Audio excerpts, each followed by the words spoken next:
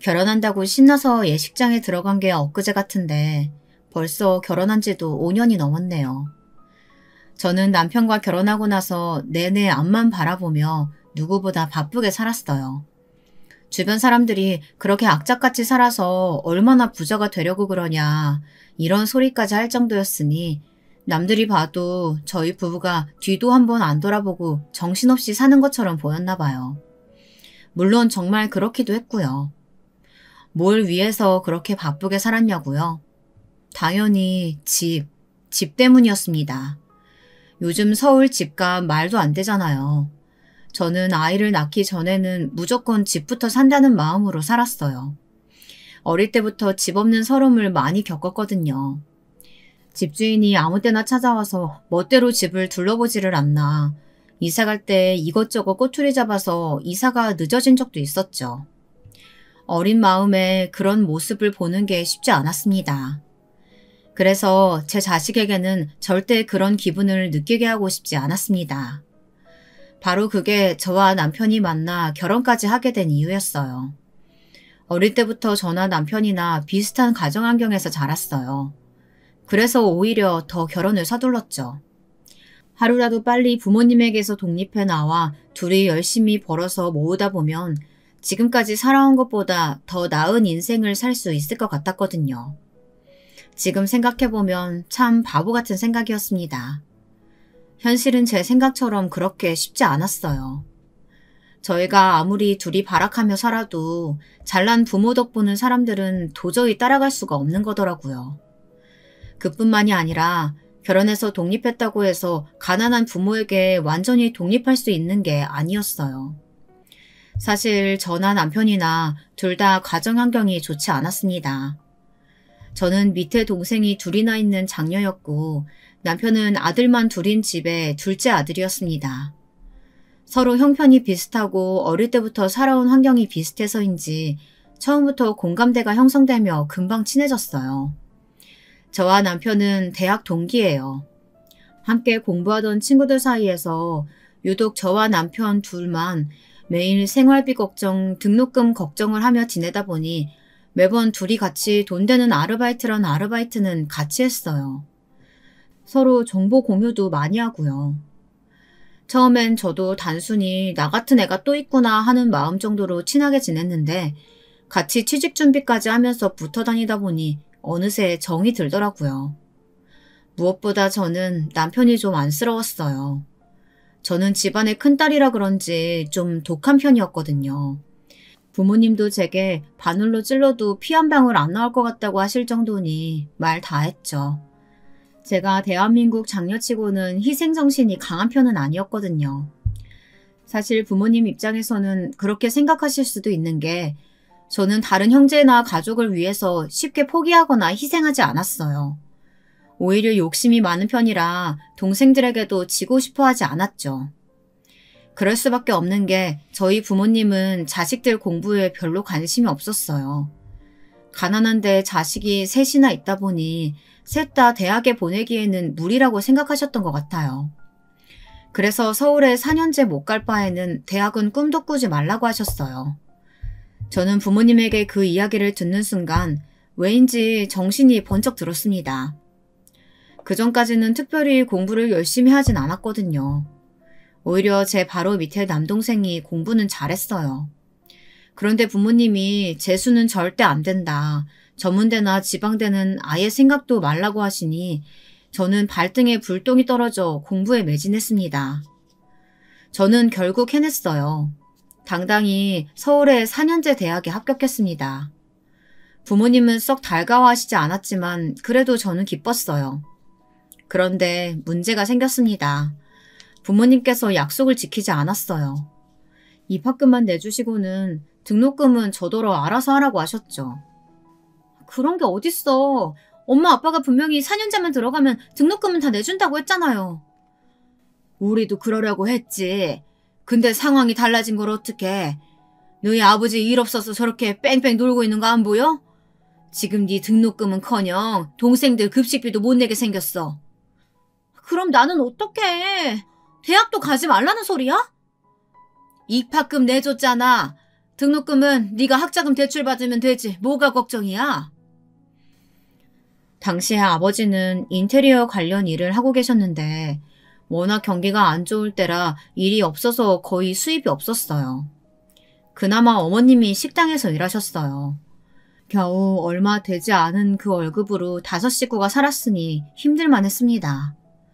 그래도 저는 너무 속상했어요. 아직 사회에 나가지도 않았는데 공부만 하는데도 빚이 생긴다니 마음이 좋지 않았습니다. 하지만 어쩌겠어요. 제 팔자가 그런걸요. 저는 대학에 입학하자마자 바빴습니다. 학교랑 아르바이트만 왔다 갔다 하느라요. 일주일에 3-4가지 아르바이트를 대학생활 내내 병행했습니다. 등록금도 등록금이었지만 차비며 밥값이며 생활비만 해도 만만치 않게 들어갔어요. 그렇게 열심히 살았는데도 항상 빠듯할 정도로요. 가족이라는 건 참 이상합니다. 제가 힘들 땐 가족이라고 아무도 저를 도와주지 않은 것 같은데 다른 가족들은 제 희생이나 제 도움을 너무 당연하게 생각하는 것 같았어요. 제가 악자까지 힘들게 번 돈이 가족들에게 들어가는 걸 당연하게 생각하더라고요. 어느 날이었습니다. 어머니께서 뜬금없이 제게 모아놓은 돈이 얼마나 되냐고 물으시더라고요. 그때는 제가 너무 어리고 순진했어요. 저도 모르게 제가 가지고 있는 금액을 순순히 솔직하게 이야기해버린 거예요. 내 딸이지만 참 대단하다. 1년새 그렇게 모은 거야? 어쩐지 하루도 안 쉬고 열심히 일하더라. 암튼 잘됐다. 이번에 네 동생 등록금은 그 돈으로 내면 되겠다. 저는 제가 잘못 들은 줄 알았습니다. 엄마는 저걸 칭찬이라고 하시는 건가 싶었어요. 알기로는 둘째 동생이 생각보다 점수가 좋지 않아서 4년제는 못 가고 전문대에 합격한 걸로 알고 있어요. 저한테는 전문대는 아예 갈 생각도 말라고 하셔놓고 엄마는 말을 싹 바꿨습니다. 동생은 그래도 남잔데 전문대로도 나와야 하지 않겠냐고 하시더라고요. 저는 거기까지는 뭐 그렇다 쳤습니다. 동생이 4년제를 가든 2년제를 가든 저랑은 상관없는 일이니까요. 그런데 돈 얘기는 엄연히 달랐습니다. 저더러 동생 등록금을 내주라뇨. 지금 제 등록금도 급한 판에 말도 안 되는 소리였어요. 내 등록금을 왜 쟤를 줘? 쟤도 학자금 대출받으면 되잖아. 동생에게 모질게 이야기하고 싶지 않았지만 엄마 행동에 저도 모르게 말이 좋지 않게 나갔어요. 너는 그래도 1학년은 다녔으니까 잠깐 휴학해도 되잖아. 휴학하고 아예 돈 더 많이 벌어서 앞으로 남은 학년 좀 편하게 다녀도 되고. 근데 네 동생은 2년이면 끝나는데 그걸 가지고 번거롭게 대출까지 받을 게 뭐 있어. 네가 양보 좀 해. 저는 아무리 가족이라도 용납할 수가 없었습니다. 이건 양보가 아니라 엄연히 제 돈을 뺏어가는 거였어요. 그리고 왜 엄마 마음대로 휴학을 하니 많이 결정하는 건지 이해할 수가 없었습니다. 저는 여기서 물러설 수 없었어요. 지금까지 알게 모르게 장렬하고 부모님을 위해서 나름 희생한 것들이 있었어요. 아르바이트비를 쪼개서 꼬박꼬박 생활비도 드렸거든요. 그 돈 내 학비 내려고 모은 내 돈이야. 절대 아무한테도 못 주니까 다신 내 돈 가지고 이야기하지 마요. 그때였습니다. 부모님이 제게 바늘로 찌러도 피 한 방울 안 나오겠다고 하신 게요. 그리고 제 돈을 지킨 것도 그때가 처음이었습니다. 제가 아무리 독해도 그전에는 엄마가 돈이 급하다고 하면 있는 돈은 다 드렸어요. 어릴 때는 독하다, 악착 같다 이런 말을 들으면 사실 좀 찔렸거든요. 내가 너무 내 생각만 하나? 그렇게 이기적인가? 이런 생각이 들기도 했었는데 성인이 되고 여기저기 아르바이트를 하며 사회를 배우다 보니 제 생각이 맞더군요. 사람은 자기를 제일 먼저 생각하고 자신의 행복을 위해서 살아야 하는 거더라고요. 내가 힘들다고 누가 도와주는 게 아니니까요. 저는 그때부터 아예 가족들보다 저를 더 생각하면서 살았어요. 그래서 결혼도 빨리 하기로 결심한 겁니다. 이러다 제 인생이 없어질 것 같아서요. 그러다 보니 저는 제 남편이 좀 답답했습니다. 남편은 착해도 너무 착한 사람이었거든요. 남편의 형편도 우리 집과 별반 다르지 않았었는데 남편은 막내라는 이유로 오히려 형에게 많은 걸 양보하고 자랐더라고요. 남편은 저랑 동기지만 저보다 나이가 많아요. 대학을 바로 안 오고 군대 먼저 갔다가 제대하고 나서 다시 대학에 들어온 거였어요. 재수한 거는 아니고 남편의 형이 대학을 다니던 중이라 시부모님께서 둘 다 보내기 힘들다며 남편에게 그렇게 해달라고 하셨다네요. 그러고 보면 집집마다 참 다양해요. 어느 집은 장녀라는 이유로, 어느 집은 막내라는 이유로 자연스레 서열에서 밀려서 희생을 강요당하는 걸 보면요. 저는 그런 남편을 볼 때마다 이상한 동정심에 이끌려 결혼까지 했습니다. 지금 생각해보면 왜 그랬나 싶어요. 무조건 저와는 다른 좋은 가정 환경에서 자란 사람을 만났어야 했는데 말이죠. 제가 착각을 해도 아주 단단히 했습니다. 제가 남편 옆에 있으면 남편을 잘 가르쳐서 변화되게 만들 수 있을 거라고 착각했어요. 막상 살아보니 그게 아니더군요. 친정과 시댁은 엄연히 달랐어요. 친정 부모님들에게는 제 생각대로 할 수 있었지만 시부모님은 남편이 완전하게 변하지 않으면 쉽지 않았어요. 저와 남편은 취직하고 몇 년 되지 않아 바로 결혼했습니다. 둘 다 성실히 살아온 덕분에 그래도 연봉이 꽤 높은 회사를 다녔어요. 그런데 양쪽 다 부모님 상황이 좋지 않다 보니 버는 족족 뺏겼습니다. 저는 결혼 전까지 동생들 학비며 학원비로 연신 부모님께 돈을 드려야 하는 상황이었고 남편은 아주버님이 공무원 준비를 하고 계실 때라 집안의 가장이나 다름없었습니다. 시부모님이 작은 식당을 운영하고 계시기는 했지만 두 분 다 이미 연세가 많으셨기 때문에 가게를 운영하기 쉽지 않았거든요. 저희는 아무리 열심히 살아도 돈을 모을 수가 없었어요. 밑빠진 독에 물 붓기였죠.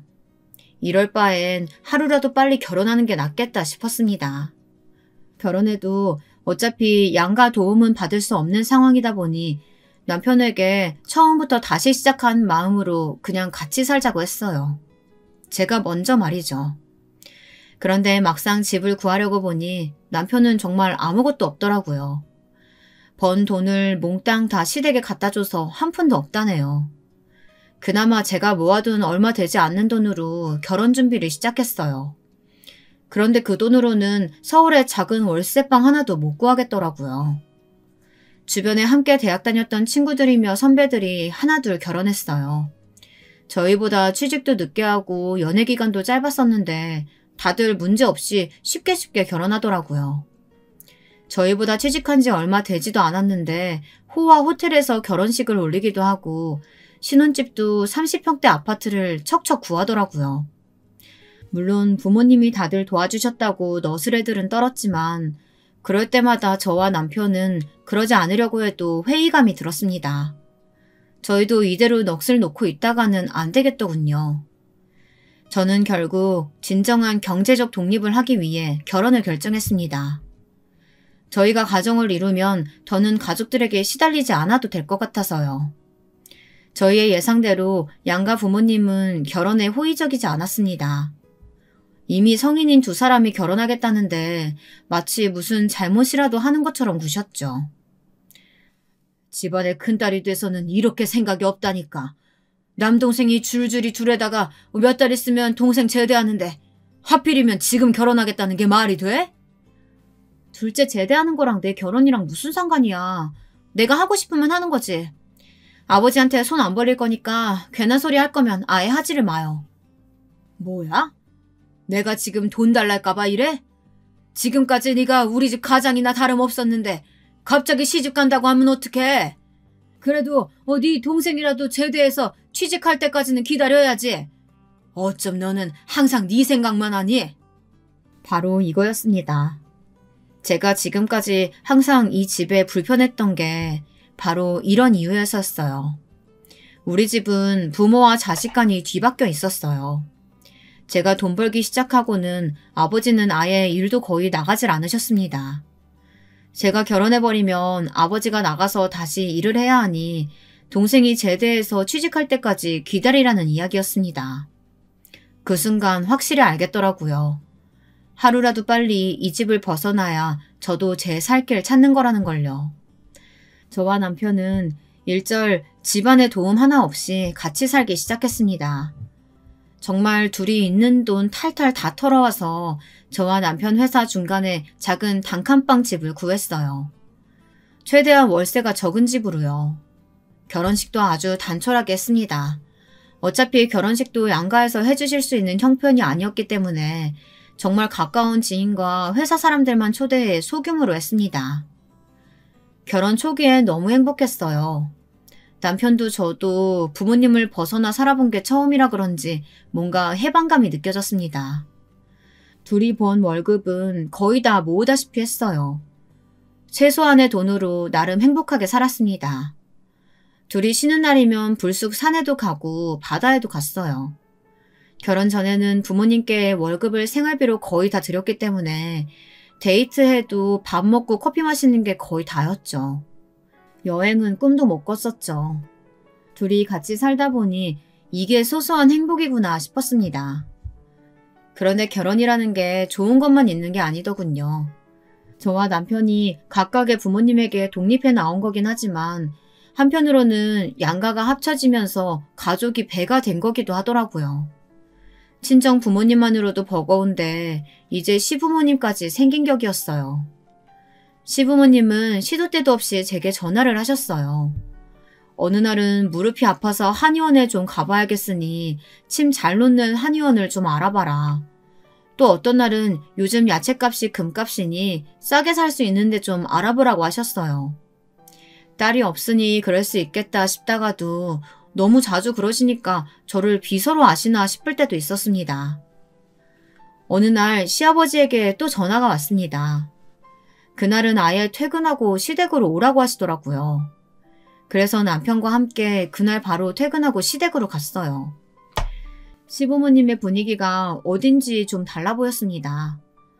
평소에도 제게 살갑게 잘 해주시지는 않았지만 그래도 말 한마디라도 좋게 해주셨었는데 그날은 좀 차가워 보이시더라고요. 평소와 다르게 구신 데에는 다 이유가 있었습니다. 알고 보니 지금까지 말은 하지 않으셨지만 저희가 결혼한 이후 시부모님께서 저희 부부에게 불만이 좀 있으셨더군요. 내가 며느리한테까지 이런 소리 해야 하나 말아야 하나 고민했는데 그래도 너도 이제 우리 집 사람이니 알려주는 게 맞다 싶어 내가 불렀다. 너희는 도대체 부모를 어떻게 생각하는 거니? 아버지, 그게 무슨 말씀이세요? 저희한테 뭐 서운한 거라도 있으세요? 나랑 너희 엄마 나이가 내일 모레면 70이야. 그런데도 자식이라고 아들이 둘이나 있는데 둘 다 영 변변치 않아서 노인네 둘이 아직도 식당 일 하고 있다는 게 말이 되니? 갑작스러운 시아버지 호통에 남편은 어쩔 줄 몰라 하더군요. 말도 막 더듬으면서요. 사실 남편은 저와 약속한 게 있었어요. 양가 부모님 모두 경제적으로 여유롭지 않으시니 때문에 결혼하고 나서도 결혼 전처럼 도와달라고 하실 수도 있으니 우리가 최소한 도와드릴 수 있을 만큼만 정해서 딱 그만큼만 도와드리기로 했어요. 그 이상은 절대 안 되는 걸로 하자고 약속했습니다. 사실 친정보다는 시댁이 그나마 좀 나은 상황이었어요. 시아버지가 물려받으신 땅이 좀 있어서 노후에 그 땅이라도 팔아서 살면 된다고 남편이 이야기한 적이 있었거든요. 저는 당연히 남편과의 약속을 지키기 위해 노력했죠. 저희 부부의 미래를 위해서 친정부모님께 단호하게 했습니다. 남편은 워낙 거절을 못하고 마음이 약한 편이라 걱정됐어요. 그래서 제가 금액을 정할 때도 남편에게 먼저 몇 번이나 물었습니다. 정말 이대로 해도 되냐고요. 그때 남편은 너무 자신있게 본인도 부모님께 단호하게 할 수 있다고 했죠. 그래서 정한 규칙이 양가에 똑같이 20만 원씩 용돈만 매달 드리는 거였는데요. 생신이나 명절에는 조금 더 드리고요. 그게 저희 부부가 할 수 있는 최선이었습니다. 그렇게 해도 둘이 직장 다니면서 집 살 돈 모으는 게 쉬운 일이 아니었거든요. 아무래도 남편은 시부모님에게 제대로 말하지 못할 것 같아서 제가 나섰습니다. 어머님, 아버님 힘드신 거 너무 잘 알죠. 저희가 많이 도와드리지 못해서 죄송해요. 그래도 어머님, 아버님은 집도 있고 땅도 있으시잖아요. 저희는 아직 집도 없어요. 앞으로 아이라도 하나 낳으려면 하루라도 빨리 집 사야죠. 그러니까 너무 서운해하지 마세요. 세아가, 너 말 이상하게 한다? 너희 결혼할 때 우리 집 안 사줬다고 지금 시위하는 거니? 그런 뜻으로 말씀드리려고 한 거 아니에요. 저희 둘도 어떻게든 잘 살아보려고 하는 일인데 서운해하시는 것 같아서 드리는 말씀이에요. 서운한 게 당연하지. 우리 둘째 이제 돈 좀 벌어온다 싶었더니만 네가 쏙 빼앗아 간 거잖아. 그러면 당연히 생활비 정도는 넉넉하게 보내줘야지. 꼴랑 20만 원이 뭐니 20만 원이. 없는 집들은 이래서 평생 가난하게 사는가 봅니다. 어떻게 저런 식으로 생각할 수 있을까요? 30이 다 된 자식이 장가가서 가정을 꾸렸는데 며느리한테 아들을 뺏어갔다니요. 시댁도 저희 친정과 별반 다를 게 없었어요. 시부모님도 아들이 결혼도 안 하고 부모 품에서 평생 돈이나 벌어다 바치길 바라셨나 봅니다. 저희 부부한테 20만 원은 무지 큰 돈이에요. 저희가 집 사고 자리 잡으면 당연히 도와드릴 테니까 지금은 좀 이해해 주세요. 저는 심한 말을 쏟아내고 싶은 거 꾹 참았습니다. 그래도 제가 사랑하는 남편의 부모님이시니까요. 하지만 그 이상은 도와드릴 수 없다는 것을 단호하게 말했습니다. 암튼 요즘 것들은 아주 자기들밖에 모른다니까. 지금까지 먹이고 재워서 키워놓으니까 다 자기들이 알아서 큰 줄 알지? 시아버님은 어쩜 저희 부모님이랑 토시 하나 안 틀리고 똑같이 말씀하시더군요. 너무 신기했습니다. 잘났다 잘났어.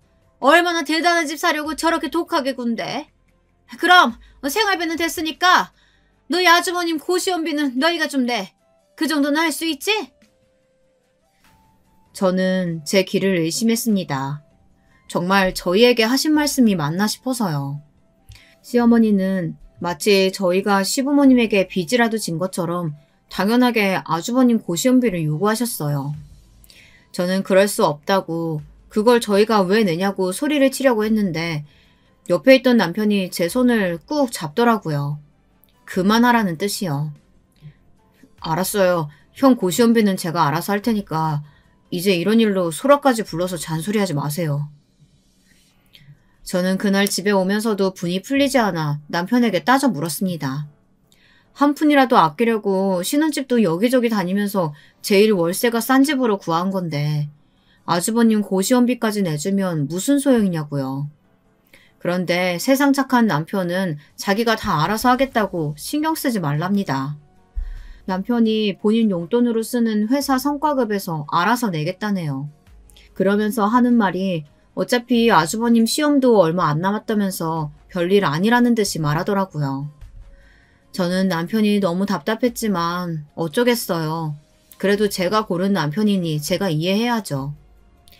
사실 저희 부모님도 시부모님과 별반 다르지 않으세요. 남동생이 제대하고 얼마 되지 않았을 때 일입니다. 친정 부모님이랑 남동생이 저희 신혼집에 왔어요. 남동생이 제대하고 처음 집에 오는 거라 저는 신경 쓰여서 동생이 좋아하는 음식들을 이것저것 차렸습니다. 장녀로 사는 게 정말 너무 힘들었어요.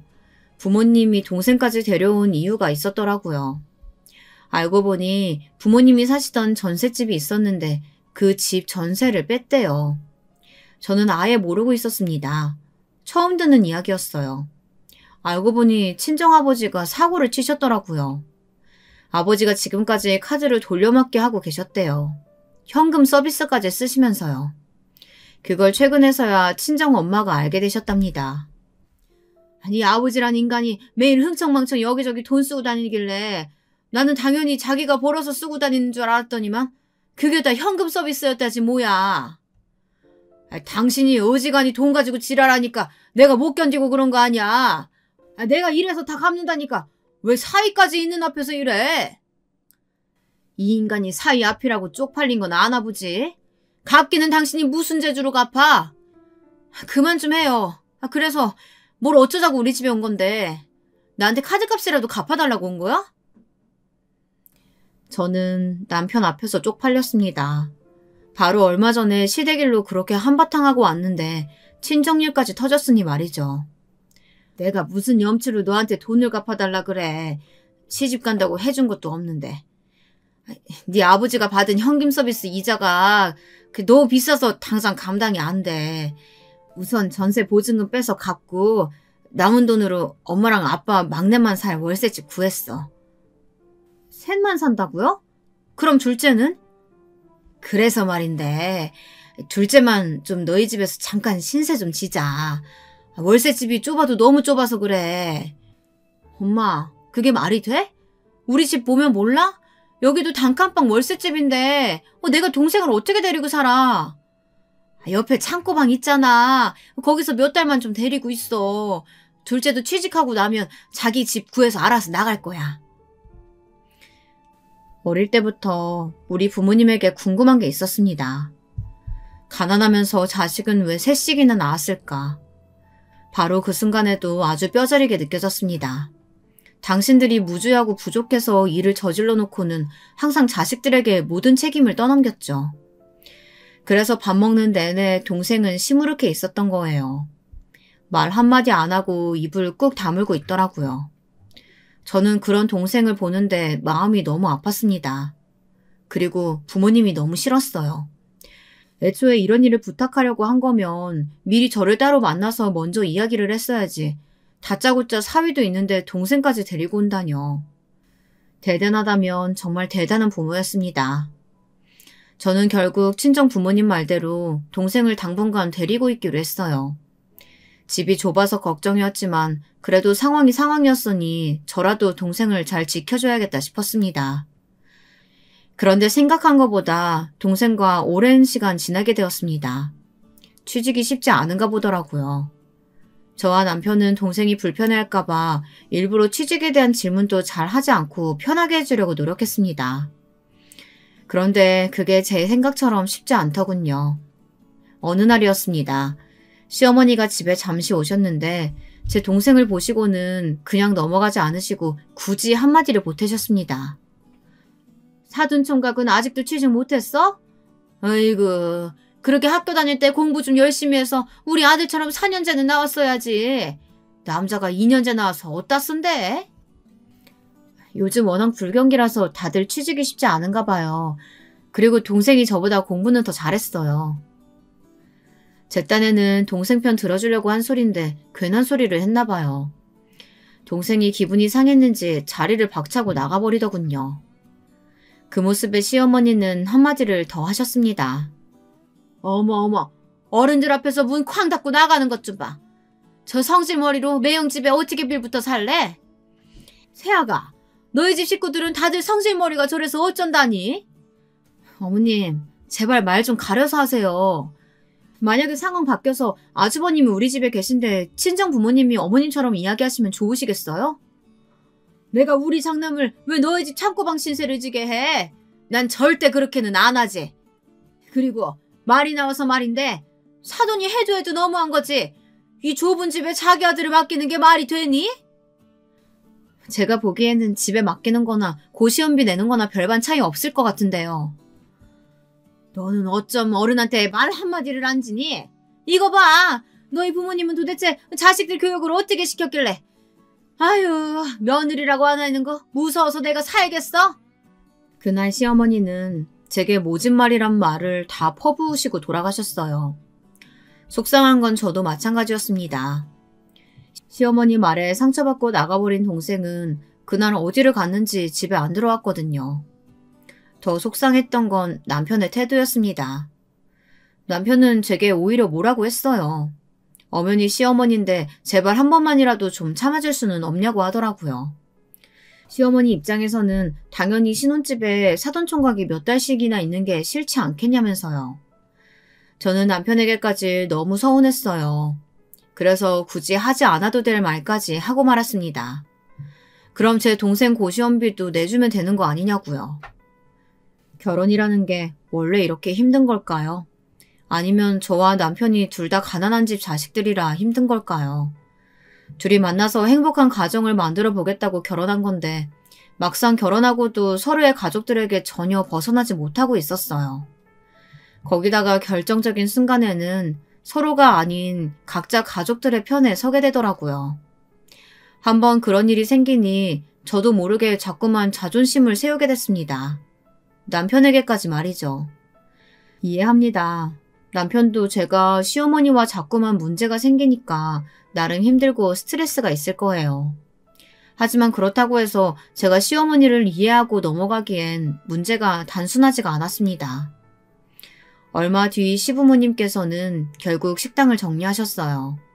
연세도 연세였지만 식당이 워낙 장사가 안 돼서 적자가 나니까 더는 버틸 수 없는 상황이었나 보더라고요. 거기다 엎친 데 덮친 격으로 시아버지께서 허리 디스크 수술을 받으셨습니다. 저는 성인이 돼서 가장 처음 한 일이 부모님과 동생들 보험부터 다 들어줬어요. 이것저것 다 들어주지는 못해도 실비와 암보험 이 두 가지는 다 들었습니다.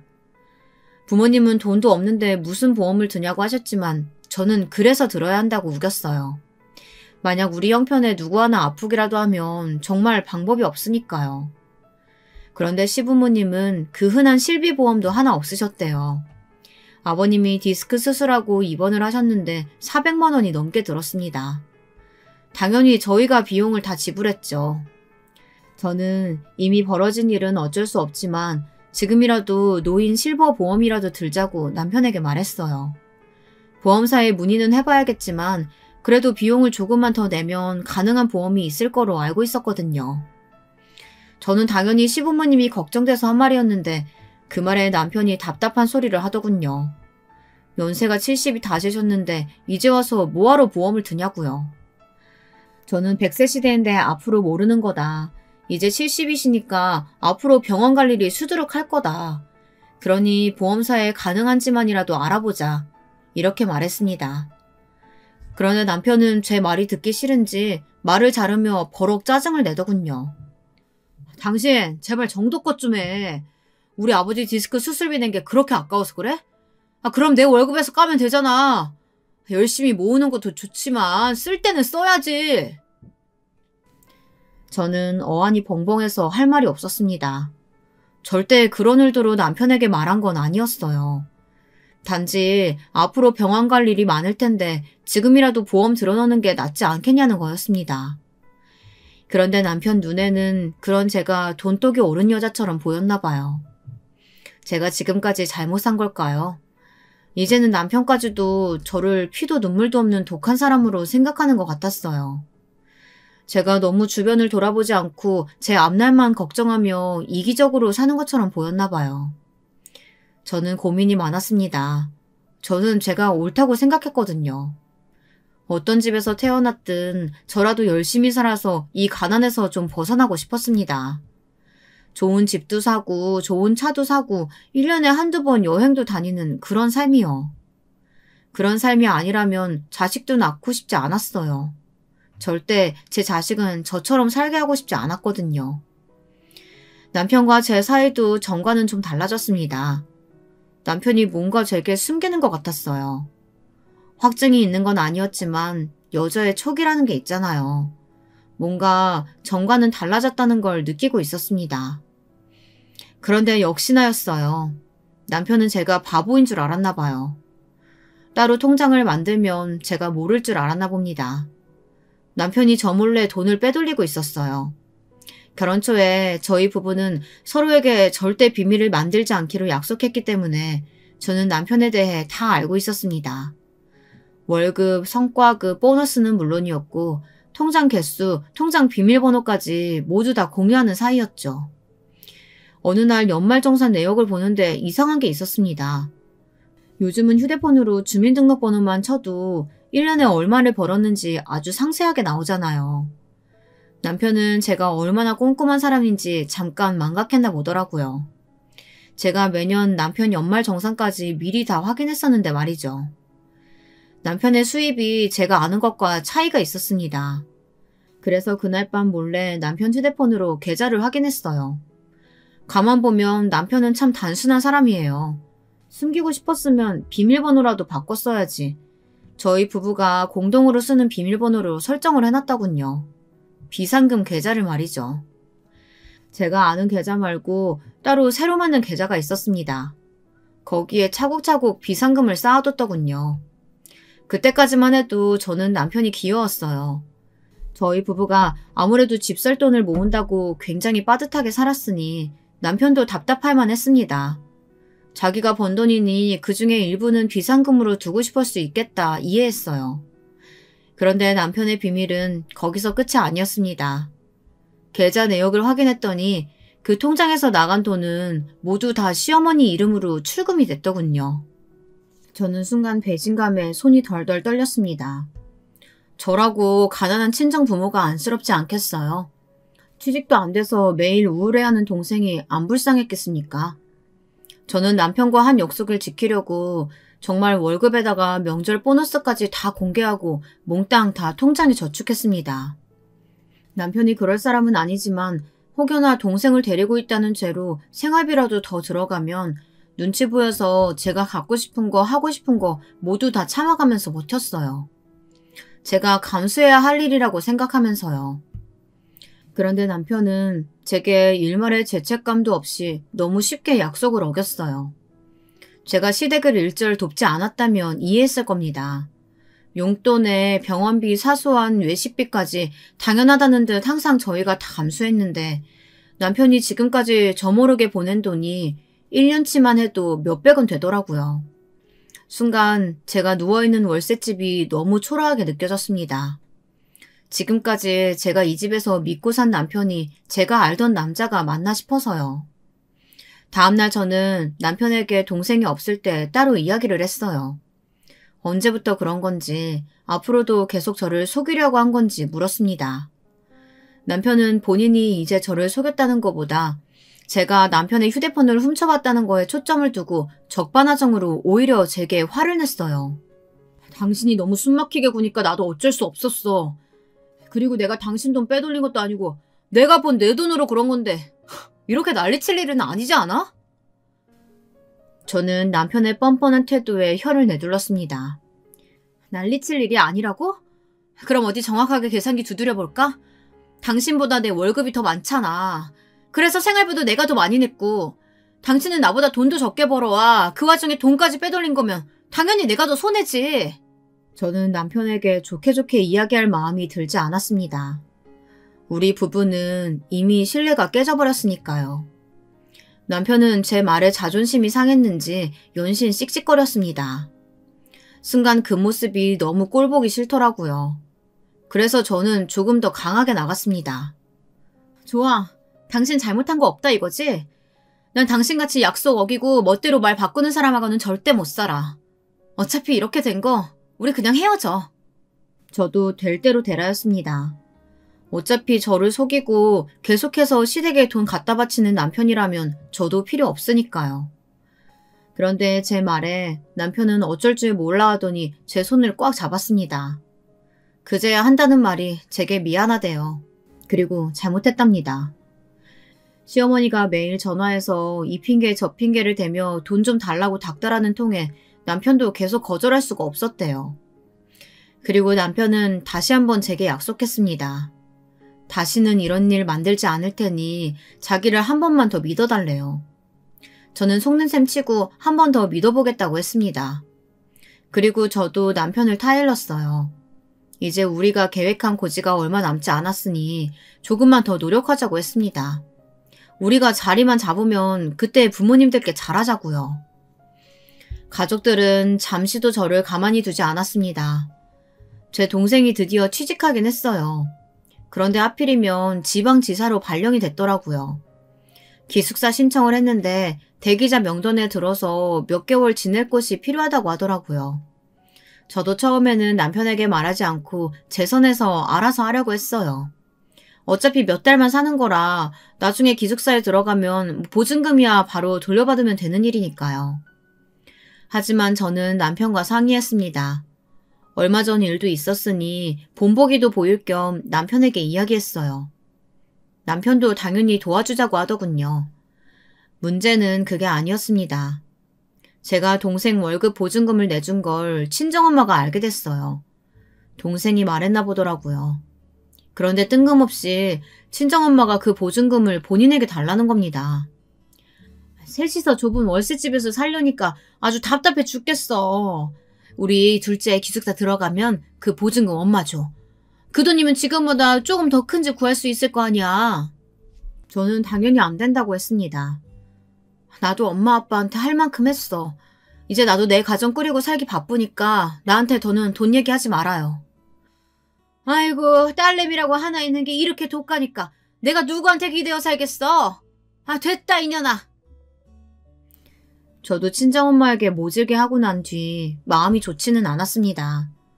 하지만 남편과 최근 내에 다시 한 약속이 있었으니 저도 남편과의 약속을 지키기 위해 마음을 단호하게 먹었습니다. 저희 부부를 위하는 일이 지금은 무엇보다 중요하다고 생각했으니까요. 그런데 제가 아직 뭘 잘 몰랐나 봐요. 누구보다 제가 제일 순진했습니다. 믿을 사람을 믿었어야 하는데 말이죠. 그게 무슨 소리냐고요? 저만 혼자 바보짓을 하고 있었어요. 저만 시댁이든 친정이든 양쪽에서 독하디 독한 이기적인 년이었던 거죠. 남편은 여전히 혼자 좋은 사람인 척 하고 있었는데요. 시댁이든 남편이든 저로서는 참아줄 수 없는 일이 또 있었습니다. 어느 날이었어요. 시어머님이 제게 전화를 하셨는데 평소와 달리 굉장히 나긋나긋 하시더라고요. 제가 좋아하는 닭볶음탕까지 직접 해놓았다고 하시면서요. 저는 뭔가 좀 이상하다고 생각했지만 그래도 기분 좋게 생각하기로 했습니다. 그런데 역시나 이유가 있더군요. 시부모님은 제 앞에서 또 말도 안 되는 소리를 하셨어요. 둘이 아주 악착같이 살더니만 대단하다 대단해. 어떻게 벌써 그렇게 많은 돈을 모았어? 그러니까 내 자식들이지만 정말 장하다 장해. 안 그래도 우리 장남 상견례 하기 전에 어떻게 해야 되나 걱정하고 있었는데 너희 덕분에 한심 놨지 뭐야. 저는 시부모님이 앞뒤 다 잘라먹고 갑자기 무슨 소리를 하시는 건가 싶었어요. 그런데 저는 순간 입에 물고 있던 닭다리를 바닥에 흘릴 뻔했습니다. 시부모님 말에 너무 놀라서요.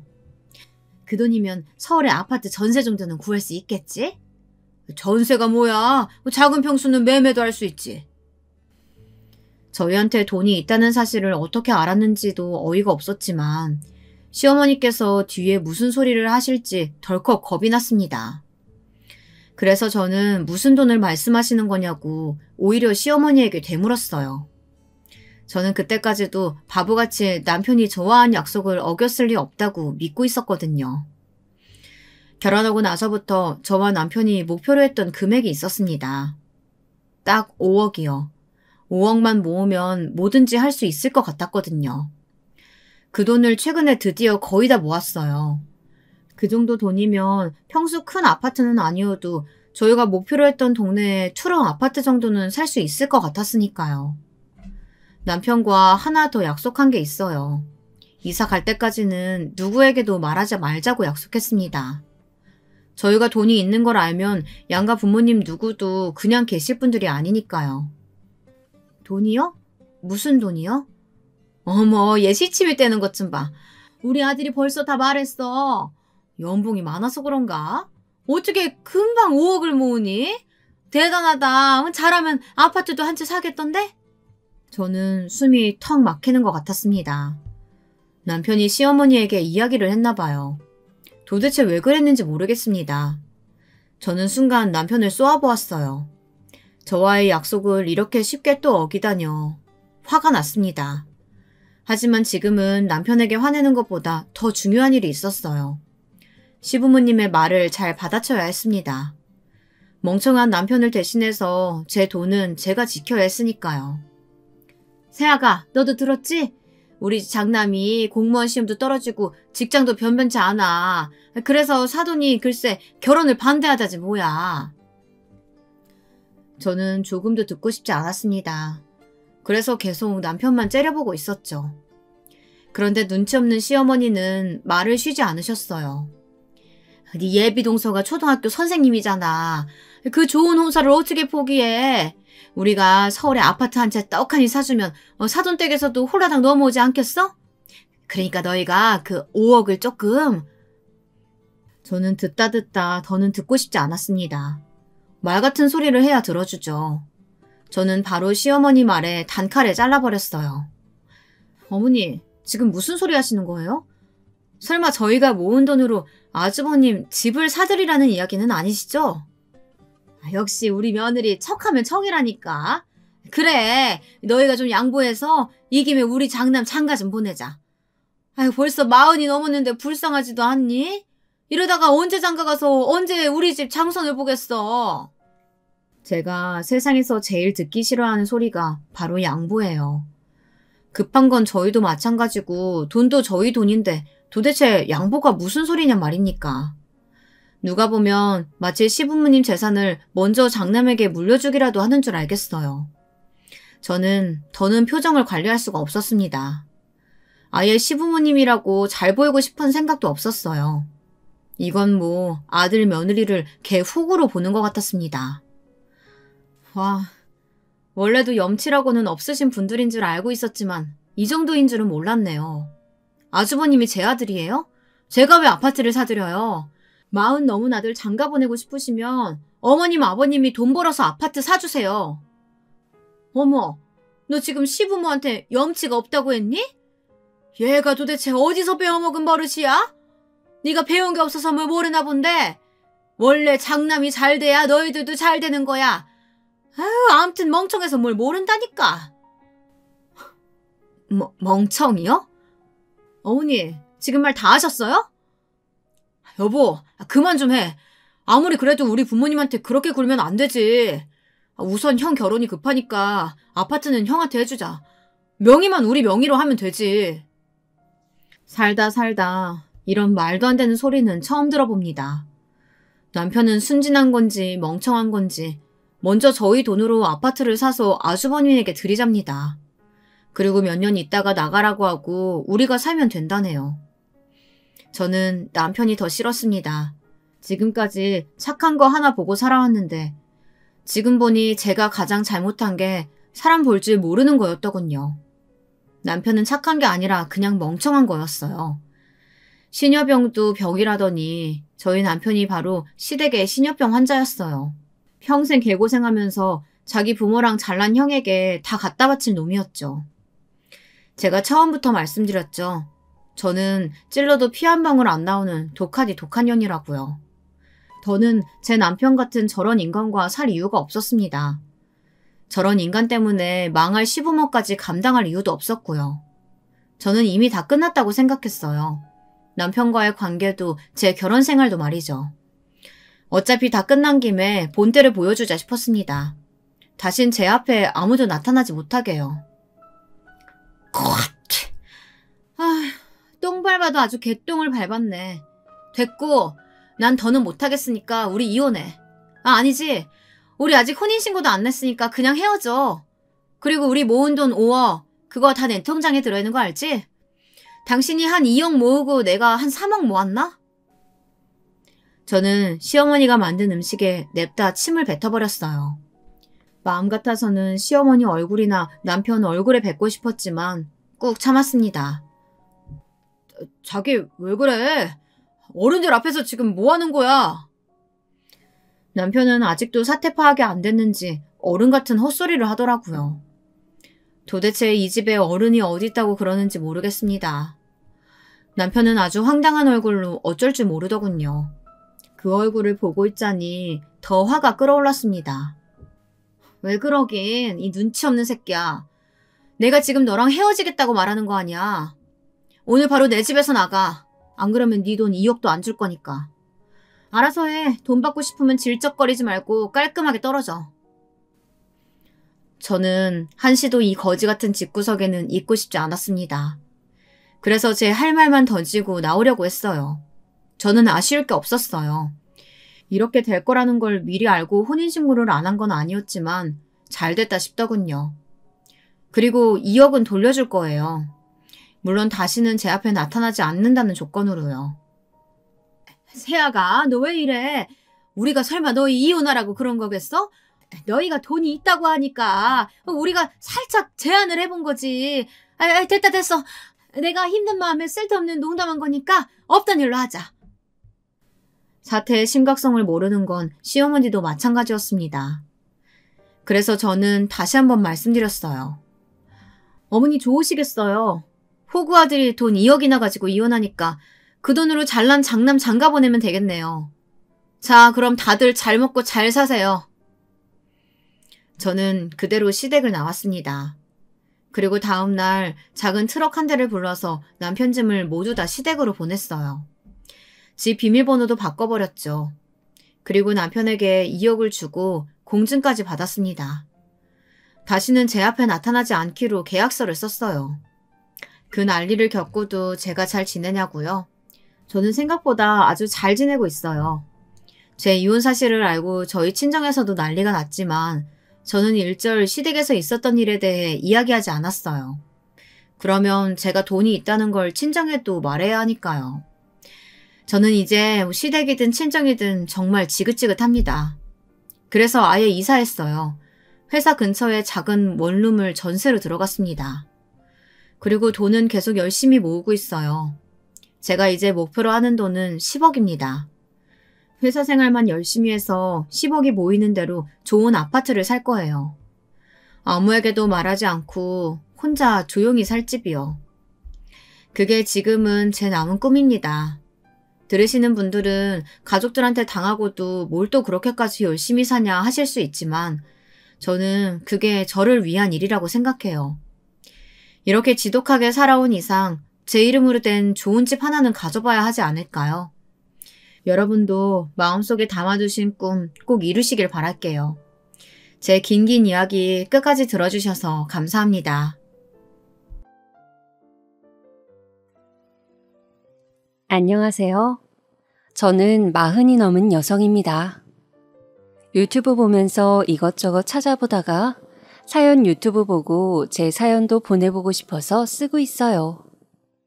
시댁하고 좀 황당한 일을 겪었거든요. 저는 지금 서울에 살고 있고요. 그리 경제적으로 막 부유한 편은 아니지만 그래도 맨손으로 시작한 것 치고는 제법 열심히 잘 살고 있다고 생각합니다. 남편도 워낙 성실하고 부지런한 사람인데다 우리가 저축도 열심히 하고 재테크도 열심히 했거든요. 평생 정말 한눈 한 번 안 팔고 우리 부부 두 사람이서 우리 가정을 위해서 최선을 다해 살았다고 자부합니다. 덕분에 우리 아이들도 잘 자랐고요. 지금 중학생 1명과 고등학교에 올라가는 아이 하나가 있어요. 둘 다 공부도 잘하고 우리 부부 속을 전혀 썩이지 않는 고마운 아이들이지요. 우리 부부는 겉으로 보기에는 전혀 걱정할 일이 없어 보이기는 해요.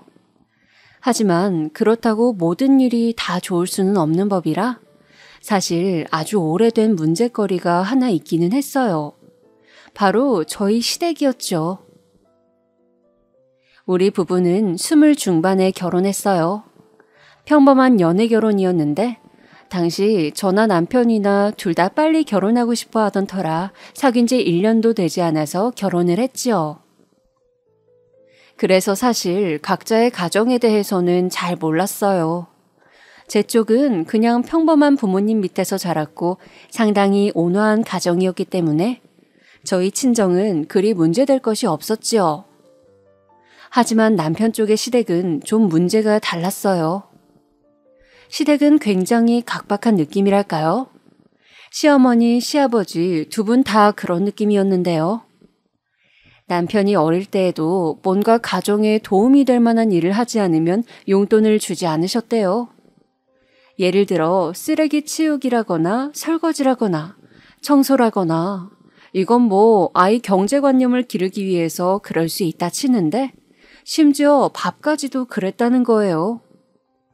시어머니는 남편이 제대로 청소를 하지 않으면 맨밥에 간장만 주었고 어떤 때는 간장도 없이 맨밥만 먹으라고도 했대요. 난 진짜 그때부터 우리 어머니 별로 안 좋아했어. 남편은 지금도 그때를 생각하면서 투덜거릴 때가 많아요. 아니, 내가 뭐 고등학생, 대학생 이럴 때도 아니었다니까. 중학교도 들어가기 전이었어. 그 어린애한테 내가 지금 이만큼 무사히 큰 게 다행이지. 그러게. 아동기에 영양 섭취 제대로 안 되면 잘 안 큰다는데 당신은 그래도 평균보단 큰 편이잖아요. 그러니까 말이야. 우리 어머니 아버지 뭘 하시는지 알아? 그 유전자도 당신들 거니까 평생 고마워하면서 살래. 그리고 맨날 나한테 그 허술한 밥상 주면서 나중에 당신들 늙으면 용돈 한 달에 500씩 주면서 모시고 살아야 한다고 맨날 그랬어. 아, 진짜 싫다. 사실 저희 부부 중 시부모님과 사이가 더 안 좋은 건 남편이었어요. 저라도 시부모님처럼 저를 키운 부모님이었다면 남편처럼 알레르기를 일으켰을지도 모르겠어요.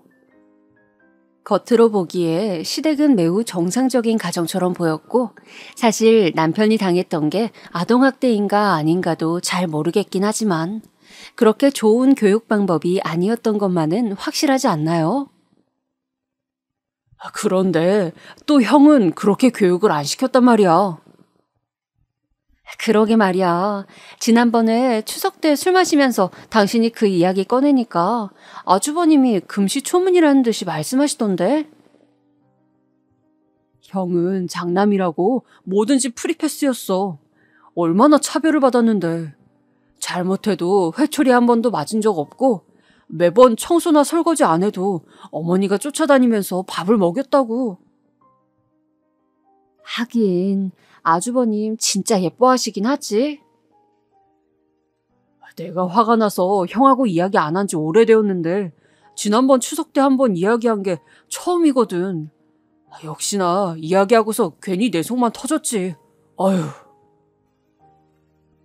남편은 매번 시부모님과 시아주버님 이야기만 나오면 고개를 절레절레 흔들었어요. 실제로도 시부모님은 마치 시아주버님과 남편이 다른 피인 것처럼 대하셨죠. 집안의 장남인 시아주버님과 둘째 아들인 남편. 얼핏 생각하면 작은 아들이 더 예쁠 것 같은데 전혀 아니었나 봐요. 특히 시아버지도 가족 많은 집의 장남이라 장남이 귀했다고 하더라고요. 시아주버님 위로 시어머니께서 임신을 했다가 유산까지 하신 상황이었기에 시아주버님이 태어나셨을 때 엄청나게 기뻐하셨다고 하더라고요. 그래도 그렇지 장남하고 둘째 아들을 이렇게나 차별하는 건 처음 봐서 좀 의아하기는 해요. 차라리 그 시절 남녀 차별이 있었다고 하면 이해나 하겠는데 그것도 아니라 똑같은 아들인데 말이에요. 아무튼 그래서 시댁에 가면 항상 속 터지고 배알 틀리는 일이 참 많았어요. 명절이 되면 친척분들이 많이 오는 집이라서 음식을 해야 할 일이 참 많았는데 언제나 저희 부부가 먼저 도착해서 있으니 자연히 일도 저희가 더 많이 하게 되었지요. 저는 일 많이 하는 걸 피하는 성격도 아니고 해야 되면 기분 좋게 하는 타입이거든요. 그래서 뭐 어느 정도 상황에 따라 제가 더 많이 일을 하는 건 상관이 없어요. 다만 그게 매해 반복되고 10년이 넘도록 계속 저 혼자 음식을 한다면 문제가 좀 있죠. 어머님, 아니 뭐 이렇게 많이 사놓으셨어요? 많기는 뭐해가 많냐? 육전하고 동태전 아무리 많이 해놓아도 너희 친척들 몇 명 왔다 가면 아주 싹 쓸어가지고 간다. 어머님이 너무 많이 싸주시니까 그렇죠. 다들 좀 적당히 가져가야 다음 손님이 드시는데. 뭐? 예끼 이거 사? 그렇다고 손님한테 음식 한 통 안 싸보내니? 우리가 조금 더 많이 하면 되는 것을. 하지만 어머님, 이거 다 하려면 진짜 골 빠져요. 얼마나 힘든데요. 너 지금 네가 일한다고 유세 떠는 거냐? 아, 됐다 됐어. 너 나와라. 늙은 내가 하고 말지. 젊은 것이 유세 떠는 꼴 나는 못 본다. 아니요, 어머님, 그게 아니라요. 제 말은 그게 아니라요. 아니에요, 됐어요, 어머님. 제가 할게요. 어머님이 하시면 이거 시작도 못하고 명절 끝나요. 매번 이런 식이었어요. 저희가 추석이나 설에 일찍 시댁에 도착하면 시어머니는 정말 너무 많이 음식 재료를 사놓으셨고 저는 입이 대빨 나와서 툴툴거리다가 결국 시어머니가 빽 소리를 지르시면 얼른 기가 죽어서 음식을 시작하는 시기였죠. 처음에 신혼 때는 시어머니가 뭐라 하시든 꼼짝도 못하고 아예 말도 못했는데 그래도 이제 나이도 먹고 시어머니를 겪은 지 상당히 오래되고 나니까 불평이라도 할 수 있게 된 거였어요. 남편은 그렇게 부엌에서 갈려나가고 있는 저를 보면서 안타까워했지만 그렇다고 남편이라고 가만히 있는 건 아니었으니까요. 평상시 시부모님 두 분이서만 살아서 손 못 대고 살던 여러 가지 힘쓰는 일이나 귀찮은 일들을 죄다 남편이 왔을 때 시켰어요. 하다못해 뒷베란다 하수구 막힌 걸 뚫는 것도 그랬고 안방 전구를 가는 거라든가 화장실 곰팡이 제거제 바르는 것까지도 그랬죠. 시댁에만 가면 저희 부부는 엉덩이를 붙이지도 못했어요. 저희 아이들을 데려갔더니 아이들까지도 일을 시키려고 하셔서 기겁을 하고 애들은 아예 시댁 갈 때는 데려가지도 않았어요. 아니면 데려갔다가도 바로 나가서 놀라고 용돈을 줘서 내보내든가요. 애들을 그런 식으로 키우면 안 된다. 평소에 일도 시키고 혼도 내고 해야 빠릿빠릿해지는 거지.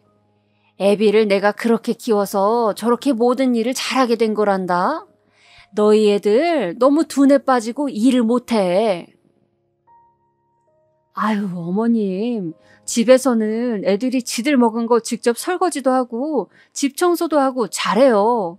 그런데 명절에 할아버지 할머니 댁 왔으니 나가서 놀라고 하는 거죠. 그러니까 친가에 왔을 때 어른들 공경하면서 일을 도와주는 걸 배워야 한다는 거다. 마찬가지로 둔한 네가 애들을 가르치긴 뭘 가르치니?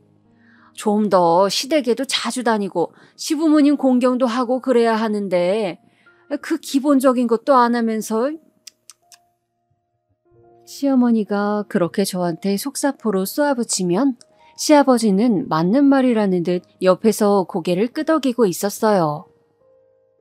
화장실에서 남편은 혼자 실리콘 보수하느라고 진땀을 빼고 있는데 시아버지는 차 한 잔 앞에 두고 신문만 읽고 있는 꼴이 어찌나 꼴이 보기 싫던지요. 저희가 그렇게 고생을 하고 있으면 추석 당일이나 설 당일에 시아주버님 부부가 느긋하게 오고는 했어요. 그 집은 애들 둘은 다 조기 유학을 보내서 국내에는 부부뿐이었지요. 아침상까지 다 봐서 힘들게 해놓고 나면 그제서야 시아주버님과 형님이 고개를 들이밀고 생글거리면서 시부모님한테 인사를 하고는 했죠. 어머 동서, 이번에도 정말 맛있는 거 많이 했네. 네. 아유 얘, 둘째는 한 것도 없다. 내가 준비 다 해놓은 거 좀 돕기만 했다. 내가 다 했어. 어머 어머님, 역시 솜씨가 좋으세요. 어머님 진짜 항상 손맛 좋은 건 알았지만 항상 놀란다니까요. 형님은 제가 해놓은 전을 손으로 집어먹으면서 시어머니의 팔짱을 끼고 애교를 부리고는 했어요. 그러면 시어머니는 만족스러운 얼굴로 전을 하나 더 집어서 쥐어주면서 거실로 가서 쉬어라고 말했죠. 당연히 저는 싱크대에서 음식을 하고 나서 나온 설거지 그릇들을 씻고 남은 준비를 하느라 여념이 없었고요. 간신히 준비가 끝나서 식구들이 모두 자리에 둘러앉고 나서 한술 뜨고 있으면 그제서야 저는 손에서 물기를 닦으면서 자리에 앉을 수 있었어요. 그 와중에도 식구들이 음식을 더 달라고 하면 계속 일어나서 왔다 갔다 하면서 음식을 담아주느라 제대로 제 밥을 먹을 시간이 없었지요. 일어서서 정신없이 움직이는 저를 보면서 형님이 한마디를 했어요. 아우 동서, 나이가 아직 많지도 않은데 멋 좀 내고 살아라. 지금 입은 거 그것도 홈쇼핑 옷이지? 홈쇼핑 옷이 질도 좋고 값도 싸요, 형님. 그런 걸 입으니까 이렇게 아줌마 같아 보이지? 아직 나이도 그리 많지도 않으면서 나보다도 한 살 어리면서 어째 저럴까 몰라? 도련님은 동서 그렇게 후지게 입고 다녀도 괜찮대? 형님은 항상 제 옷차림을 지적하기도 했어요. 저와는 달리 멋도 많이 내고 얼굴이 정말 예쁜 여전히 날씬한 처녀 같은 형님 모습에 제 아줌마 같은 모습이 의식될 때도 있었지요. 저는 가정주부로서 이런 제 모습이 부끄럽지는 않았지만 동시에 조금 형님과 비교되어서 기가 죽는 것은 있었어요. 시아주버님과 형님은 차를 마시면서 시부모님한테 온갖 아부와 애교를 떨어댔어요. 평소에는 전혀 왕래도 안 하고 뭐 하나 도와드리지도 않으면서 말로는 어찌나 립서비스를 잘하는지요. 시어머니는 아닌 척하면서도 그런 애교와 아부에 기분 좋아하셨지요. 원래도 워낙 예뻐하고 아끼는 장남에 처음으로 맞은 맏며느리라 엄청나게 예뻐하셨거든요. 뭐 예뻐하실 수는 있어요. 다만 시어머니와 시아버지 모두 시아주버님 부부에 대한 애정 때문에 계속 재산을 나누어 주셔서 문제였죠. 몇 년 전쯤이었어요. 어느 날 남편이 퇴근해서 들어오더니 안 좋은 얼굴이더라고요. 너무 표정이 안 좋아서 무슨 일 있었냐고 물었더니 남편이 마른 세수를 하더군요. 아버지가 또 형한테 5천만 원 주셨대. 또? 지난번에도 3천인가 주셨잖아. 그 전에도 1억 주셨고 또 그 전에도 작은 빌라 하나 있는 거 명의 넘겨주셨지. 아주 시간 지날수록 우리가 받을 것까지 다 주실 것 같아. 남편은 답답한지 한숨을 쉬었어요. 사실 그건 저도 마찬가지였죠. 아니 부모님이 자기 재산을 자식한테 주는 거야 좋아요. 하지만 자식이 둘 이상일 때는 적어도 둘 사이에 감정이 상하지 않을 정도로는 배려를 해주셔야 하는 거 아닐까요? 시댁에 아무런 도움도 주지 않는 시아주버님 댁은 그저 장남이라는 이유 하나로 계속해서 돈을 대주고 계셨어요. 언젠가 남편이 거기에 대해서 항의를 한 적이 있었는데 시아버지와 시어머니는 정말 코웃음도 치지 않으시더라고요. 시부모님은 남편이 젊었을 시절 회사에 들어가서 월급을 받기 시작하자마자 일정 금액을 달라고 하셨다고 해요. 그게 그냥 부모님께 드리는 용돈 정도였으면 당연히 이해할 수 있는데 아예 생활비를 달라고 하신 거였죠. 생활비도 아주 많이요. 당시 남편은 아직 젊었고 시부모님한테 어릴 때부터 계속 시달리며 뭐든지 부모님이 원하는 대로 해주는 게 당연하다고 교육받으며 커온 터라 거의 월급의 80% 이상을 그대로 부모님께 갖다 드렸다고 하더라고요. 나머지 돈으로 마치 용돈 받은 대학생처럼 생활했다고요. 그나마 저하고 연애를 시작하면서 그게 좀 이상한 상황이라는 사실을 알게 되었고 자기 돈을 지키려고 애쓰기 시작했죠. 하지만 부모님 밑에서 자란 자식이 그렇게 쉽게 되나요? 결국 저하고 결혼하면서 트러블이 생겼죠. 결혼이 결정되어 인사를 드리러 갔을 때 시부모님은 결혼 후에도 당연하다는 듯이 합가한 후 여전히 월급의 80% 이상을 시부모님께 드리고 일도 제가 다 하면서 살아야 한다고 하셨어요. 그래야 결혼을 허락하겠다고요. 제가 대놓고 대들었던 게 생각이 나네요. 아버님, 어머님, 저는 그렇게 못합니다. 뭐? 너 지금 뭐라고 했니? 새파랗게 젊은, 아니 어리다고 할 수 있는 20 중반 여자애가 당돌하게 정색하고 말했으니 황당하셨을 수도 있어요. 하지만 저는 여기서 물러나면 정말 평생 호구 잡히겠구나 싶어서 그 자리에서 이야기를 할 수밖에 없었어요. 전 그렇게 못해요. 그리고 결혼을 허락받는 것은 절차일 뿐이지 저와 제 신랑의 의사가 확고하면 부모님이라 해도 막으실 수 없습니다. 저희 성인입니다. 너 지금 그게 무슨? 아니, 넌 또 어디서 이런 애를 데려왔어? 결혼도 전부터 이렇게 시부모 말에 텀방텀방 말대꾸를, 아니 말대꾸가 문제가 아니라 어떻게 이렇게 해? 시부모님은 금방이라도 뒷목을 잡고 넘어갈 것처럼 호들갑을 떠셨어요. 하지만 그것도 아들이 편을 들어줄 때나 효과가 있는 법이죠. 남편은 이미 저와 한참이나 부모님에 대해 상의를 한 뒤였고 부모님이 금방이라도 넘어갈 것처럼 난리를 떠는 것을 보면서도 무표정했어요. 남편이 물끄러미 시어머니를 바라보니까 시어머니가 움찔하면서 시끄럽게 떠드는 걸 멈추시더라고요. 부모님이 뭐라고 하시든 결혼할 겁니다. 그럼 합가하고 네 월급 지금처럼 그냥 우리한테 주면 된다. 다른 말 할 거 없어. 다른 말 할 거 없이 제 돈은 제 거고 제 인생도 제 겁니다. 시아버지의 호통에 남편이 단호하게 딱 잘라 말했어요. 사실 남편도 그렇게 물렁한 성격만은 아닌데 그간 뭐가 옳은지를 아예 모르고 있었던 거였거든요.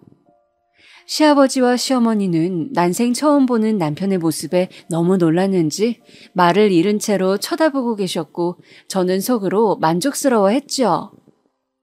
시어머니와 시아버지는 아예 저와 남편이 설득의 여지가 없다는 사실을 알자 손을 떨면서 조금 있다가 의논하자고 하셨고 저와 남편은 의논할 일 없다고 매달 용돈은 저희가 정하는 만큼 드릴 거고 저희는 결혼할 거라고 하고 나와버렸어요.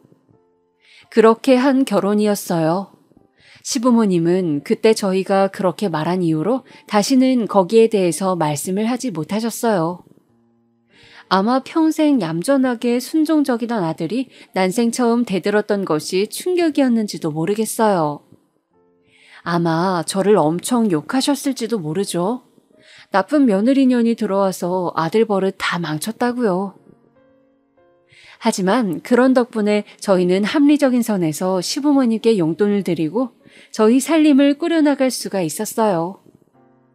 남편의 월급은 많지도 적지도 않은 평균적인 수준이었기에 열심히 아끼고 모아서 정말 서울 외곽에 그럭저럭 낡고 작은 아파트를 사고 아이들을 키울 수가 있었지요. 겨울에 난방 덜 틀려고 집안에서 두꺼운 스웨터를 입고 슬리퍼를 신고 지내는 생활이 아주 익숙했죠. 저희는 아이들도 근검절약하는 생활을 익혀놓는 것이 좋다고 생각해서 어릴 때부터 그런 식으로 교육을 시켰어요. 하지만 시아주버님네는 전혀 그런 생활과 거리가 멀었어요. 시아주버님네는 아이들을 전부 조기 유학을 보냈는데 사실 애들이 공부도 못하고 버르장머리가 너무 없어서 유학이라도 보내면 좀 나을까 싶어서 보냈다더라고요. 시아주버님과 형님은 요즘 애들은 어려서부터 영어 공부를 시켜야 나중에도 행세를 할 수 있다면서 아이들 교육에 큰 열의를 보이지 않는 저희를 어리석다면서 비웃었어요. 저희는 좀 어이가 없었지만 그냥 그러려니 했어요. 아이들 교육이야 부모들 권한이고 저희가 뭐라고 할 건 아니었으니까요. 다만 저희한테 어찌나 잘난 척을 하는지 사실 좀 속에서 열불이 날 때가 많기도 했긴 했어요. 조카들이니까 그냥 참고 있는 거지 그 애들 사건 사고 칠 때 옆에 있던 저한테 전화해서 미주알 고주알 말하면서 자기가 죽겠다고 했던 걸 형님은 완전히 잊어버린 것 같더라고요. 이런 시댁이니까 요즘 사람들 같으면 다시는 안 본다고 하는 사람도 있었을지 몰라요. 하지만 저희는 좀 고지식한 부부라서 그래도 우리가 사람돌이는 꼭 해야 한다는 편이었죠. 그래서 시부모님이나 시아주버님 부부에게 큰 소리 내지 않고 계속 우리가 할 수 있는 부분들을 하려고 노력했어요. 좀 무리한 걸 요구하더라도 그냥 우리가 할 수 있는 한도 내라면 그냥 하는 쪽으로 결정하고는 했죠. 어차피 가족관계는 우리 마음대로 끊어낼 수 있는 것도 아니고 혈연관계니 저희가 할 도리는 해야 우리가 마음이 편하지 않겠어요? 나중에 우리가 할 말도 있고요. 하지만 아무리 생각해도 시부모님이나 시아주버님네는 남편이나 저를 완벽한 호구로 아는 것 같더라고요. 재산은 죄다 시아주버님네에 주면서도 계속 효도는 저희한테 요구하는 걸 보면 뻔했지요. 그러던 어느 날이었어요. 그날은 한 달에 한 번 시댁에 가서 식사를 함께 하는 날이어서 저희 부부가 가서 또 여러 가지 일을 봐드리고 있었죠. 저는 당연히 식사 준비를 거의 혼자 하고 있었고 남편은 여러 가지 보일러며 하수구며 손을 보고 있었어요. 그때 시아주버님네가 시댁으로 들어왔죠. 시아주버님네는 한 달에 한 번 규칙적으로 오는 것도 아니고 자기네 내킬 때나 자기네가 필요한 때만 오기 때문에 매달 마주치는 건 아니었어요. 그런데 들어오는 시아주버님의 얼굴이 좀 어둡더라고요. 엄마, 아빠, 나 이번에 돈 좀 주셔야 해요. 아니, 무슨 일이냐? 얼마나 필요하길래 그래? 2억이요. 뭐? 2억? 네, 아빠 그 정도는 여유 있으시잖아요. 내가 무슨 돈이 있냐? 지난번에도 분명히 말했지 않느냐? 그때 준 5천이 우리 여윳돈 전부라고. 그럼 이거 주택담보로 대출 좀 받아서 줘요. 2억은 충분히 나올 거 아니야. 이 녀석아, 그럼 우린 그거 못 갚으면 길바닥에 나가 앉으란 이야기냐? 그럼 이 아파트 팔아서 그 돈으로 우리 2억 주고 나머지 돈으로 빌라 사서 나가시면 되겠네. 이 녀석아! 시아버지는 시아주버님의 말에 이번에야말로 정말 화가 난 것 같았어요. 하지만 시어머니는 혹시라도 시아주버님이 혼이 날까 무서운지 안절부절 못하면서 두 사람 사이에서 어쩔 줄을 몰라 했지요. 그때 남편이 그 사이로 끼어들었어요. 형, 이 아파트 시세 몰라? 2억 형한테 주고 나면 부모님 빌라도 못 가셔. 그럼 전세나 월세라도 살면 되잖아. 나도 오죽급하면 이러겠냐? 아니, 여태까지 형이 가져간 게 대체 얼마인지 알아? 그 돈 다 어쩌고 이러는 거야. 야, 월급쟁이가 뭘 알아. 사업하는 사람은 가끔 돈이 묶이면 융통이 안 되어서 돈이 급하게 필요하기도 하고 그런 거야. 그럼 돈 풀리고 나선 갚았어야지. 대체 여태 가져가기만 하고서 이번에는 부모님 길바닥에 나앉게 하려고 그러는 거야? 도련님이 뭘 몰라서 그러는 거예요. 온실 속 화초로 사업 한번 안 해본 분은 몰라요. 사업이 얼마나 힘든지. 형님이 부드럽게 달래듯이 말하는데 오히려 그 말이 더 기분이 나쁘더라고요. 저는 입을 다물고 있었지만 슬슬 화가 치밀어 오르고 있었어요. 그때 시아버지가 이마를 짚고 있다가 이내 시아주버님에게 말했어요. 그만하고 이리 들어와라. 너하고 첫째 아가 너만 들어와라. 둘째 너희는 밖에 있어. 여보, 당신도 안방 들어와요. 그리고 네 사람만 함께 안방으로 사라지시더군요. 너무 어이가 없어서 코웃음이 나왔어요. 왜냐하면 여태까지 항상 돈을 주시기 전에 저런 식으로 넷이서만 이야기를 쑥덕거리고는 했거든요. 이번에도 또 돈을 주기는 하겠더라고요. 그런데 이번에는 정말 금액도 크고 자칫하면 시댁 부모님이 있을 집조차 잃을 수 있겠다는 생각이 들었어요. 나 이번에 일 잘못되어서 시부모님 거리에 나앉아도 안 모셔, 알지? 저는 시댁 거실에 선 채로 남편을 흘끗 쳐다봤어요. 그랬더니 남편도 고개를 끄덕이더군요.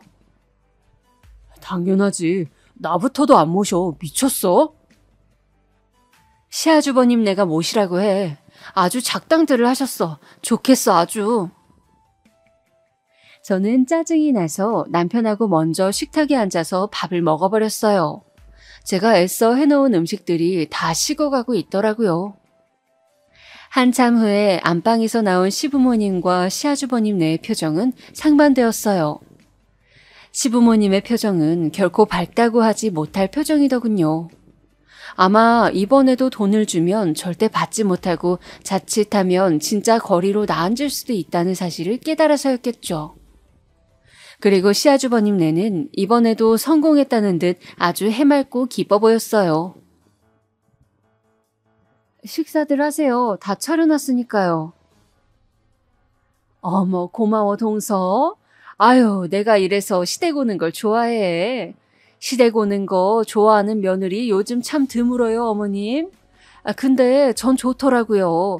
어머님하고 동서가 워낙 잘해줘서요.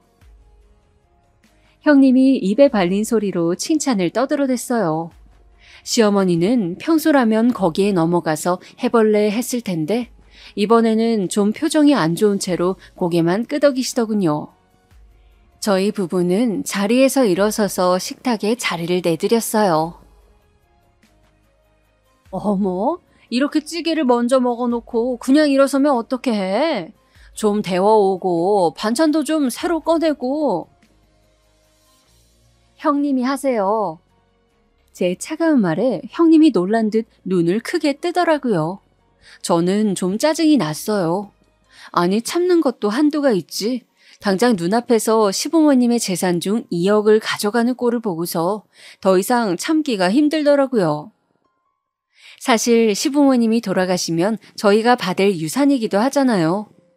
뭐 아직 정중하신데 유산 타령을 할 생각은 아니지만 이미 시아주버님네가 가져간 것만 해도 시댁 재산의 70% 이상은 되는 것 같았거든요. 대체 우리 남편은 뭔가 싶었던 거였죠. 아이, 너 그게 손윗동서한테 무슨 말버릇이니? 시키는 대로 빨리 반찬하고 국찌개 데워와라. 시어머니가 눈살을 찌푸리며 말했어요. 아, 그 지경이 되어도 맏며느리가 예쁘긴 하셨는 모양이에요. 저는 대답하지 않고 그냥 돌아서서 집에 가려고 거실로 나왔어요. 얘, 너 어디 가니? 우리 먹고 난 다음에 설거지랑 뒷정리를 하고 가야지. 저희 이만 가보겠습니다. 그 말에는 남편이 자르고 들어오면서 인사를 해버렸어요. 시아버지와 시어머니, 시아주버님 네 명이 어처구니 없다는 얼굴로 저희를 쳐다보고 있는데 뒤도 안 돌아보고 나와버렸지요. 이번에는 정말 선을 넘었고 이제는 더 참을 필요도 없다는 생각이 들었어요. 우리 부부는 차에 탄 채로 어이가 없어서 한숨을 쉬었어요. 시아주버님네의 행동 패턴은 너무 일정했지요. 시부모님한테 와서 사업이 힘들다면서 난리를 치고 그 다음에 돈을 가져간 다음 갚지 않은 채로 몇 달에서 몇 년 호의호식하다가 돌아와서 다시 또 사업이 어렵다면서 난리를 치는 패턴이요. 집에 가니까 시어머니한테 전화가 오고 형님한테도 전화가 왔지만 아예 안 받았어요. 난생 처음 저와 남편이 동시에 반항 아닌 반항을 한 거였으니 어처구니도 없었겠죠. 저는 그렇다 치고 이번에는 숙이고 들어갈 마음 같은 것도 없었기 때문에 당연히 그냥 무시를 했어요. 그래도 며칠이 지난 뒤에 처음으로 시어머니의 전화를 받았을 때 시어머니가 전화에 대고 소리를 지르셔서 저는 말로 좋게 설명을 해보려고 애썼어요. 어머님, 제가 화가 나겠어요, 안 나겠어요?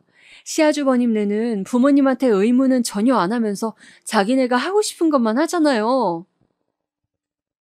그게 너희가 무슨 상관이냐? 내가 괜찮다는데.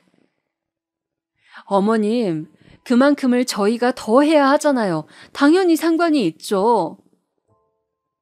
그게 그리도 억울하던? 대체 가정교육을 어떻게 받아먹었길래 이 모양이야? 여태 너가 다른 건 다 못나고 잘못해도 시부모한테 순종적인 거 하나는 괜찮다고 여겼는데. 가정교육이요?